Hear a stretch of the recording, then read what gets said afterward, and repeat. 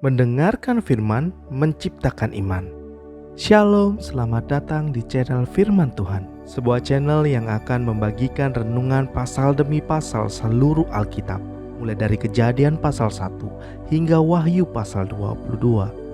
Mari kita bersama-sama membangun channel ini dengan cara like, comment, share, and subscribe. Terima kasih, Tuhan memberkati.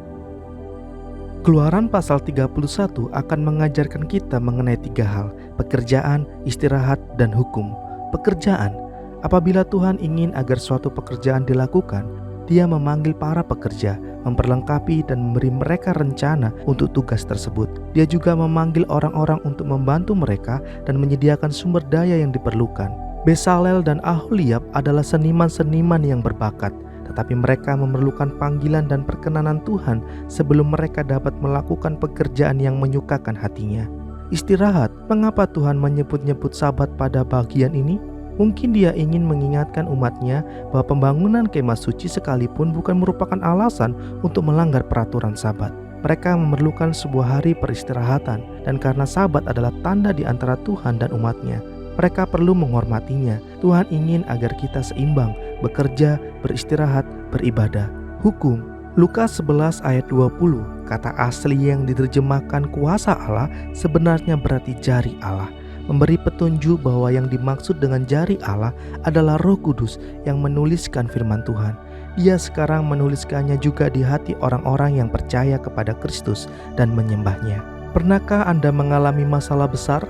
Pernahkah Anda berada di dalam situasi yang sulit di mana Anda sendiri tidak bisa berbuat apa-apa? Pernahkah Anda dibebaskan dari krisis oleh orang tua atau keluarga? Kehidupan ini menyediakan begitu banyak kesempatan yang menyulitkan. Semakin kita dewasa, kadangkala semakin banyak juga masalah. Dalam kehidupan kita memerlukan orang yang dapat membantu kita keluar dari masalah kita. Kita seringkali memerlukan keluarga atau teman yang perhatian, yang dapat membantu kita memecahkan masalah yang tidak dapat kita tangani sendiri. Sebenarnya, masalah ini terlalu besar untuk dibantu oleh teman yang memperhatikan kita, keluarga atau orang tua. Masalahnya adalah bagaimana kita dapat menyelesaikan masalah yang diakibatkan oleh dosa kita.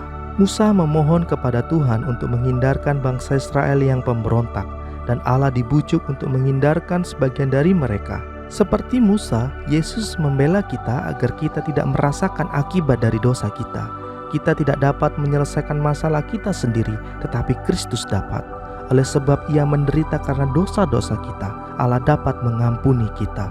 Ketidakpercayaan, meskipun Tuhan telah berfirman dan melakukan perbuatan-perbuatan ajaibnya, dan bangsa Israel telah menyatakan janji untuk melaksanakan firman, bangsa itu tetap saja tidak tahu bagaimana hidup dengan iman. Musa telah pergi selama 40 hari dan bangsa itu menjadi tidak sabar. Mereka masih punya api dan awan untuk meyakinkan mereka pada hadirat Tuhan, tetapi itu tidak cukup. Mereka menginginkan Tuhan yang kelihatan secara fisik untuk menguatkan mereka. Itulah ketidakpercayaan. Barang siapa percaya tidak akan gelisah. Kompromi, Harun seharusnya menjadi pemimpin rohani ketika Musa tidak di tempat, tetapi sebaliknya ia menyerah dan mengabulkan keinginan bangsa itu. Ketika diperhadapkan pada dosanya, Harun menyalahkan rakyat, Musa dan tungku pembakaran, tetapi ia tidak mengakui kesalahannya sendiri. Doa syafaat, seandainya Musa seorang yang mementingkan dirinya sendiri, ia bisa menjadi pendiri sebuah bangsa baru. Tetapi ia mengasihi orang-orang itu dan berdoa memohon pengampunan bagi mereka. Ia mengingatkan Tuhan tentang perjanjiannya dan tentang kemuliaan yang akan hilang daripadanya jika bangsa itu dimusnahkan. Ketika Anda berdoa, ingatkan Tuhan tentang janji-janjinya dan arahkan permohonan Anda untuk memperbesar kemuliaannya. Hukuman, kita harus memperhatikan kata-kata bijak sang pemazmur. Hai orang-orang yang mengasihi Tuhan, bencilah kejahatan. Tuhan di dalam kasih karunia-Nya mengampuni si pendosa, tetapi di dalam keadilan pemerintahannya, Dia harus menghukum dosa. Penghakiman ini mungkin tampak kejam bagi kita, tetapi bangsa itu sudah diperingatkan terhadap penyembahan berhala dan dengan sengaja telah tidak patuh kepada Tuhan. Tuhan harus mengajar mereka sejak awal untuk tidak bertindak seperti bangsa-bangsa kafir di sekeliling mereka. Israel harus tetap menjadi bangsa yang berbeda, atau Tuhan tidak dapat melaksanakan tujuan-tujuan besarnya melalui mereka. Persahabatan Tuhan, Kemah suci pada saat ini belum dibangun, sehingga yang dimaksudkan di Keluaran 33 mungkin sebuah kemah di mana Musa bertemu dengan Tuhan dan di atas mana tiang awan itu tinggal. Tuhan berbicara kepada Musa seperti kepada seorang sahabat sebab Musa menaatinya. Tuhan tidak dapat tinggal dengan bangsa yang memberontak, tetapi dia dapat bersekutu dengan Musa. Hadirat Tuhan, bangsa Yahudi memperhatikan hal-hal yang terjadi, tetapi Musa membuat hal-hal itu terjadi. Ia mengetahui jalan-jalan Tuhan dan berdoa agar hadirat Tuhan senantiasa menyertai mereka. Musa tidak dapat berdoa berdasarkan ketaatan Israel pada hukum Taurat, tapi ia dapat memohon kasih karunia Tuhan. Orang-orang beriman masa kini memiliki keyakinan akan hadirat Tuhan sebab Dia sendiri telah berjanji untuk tinggal bersama kita. Kemuliaan Tuhan. Banyak orang beriman berdoa, "Tunjukkan jalan-Mu kepadaku." Tetapi tidak banyak yang berdoa, "Tunjukkan kemuliaan-Mu kepadaku."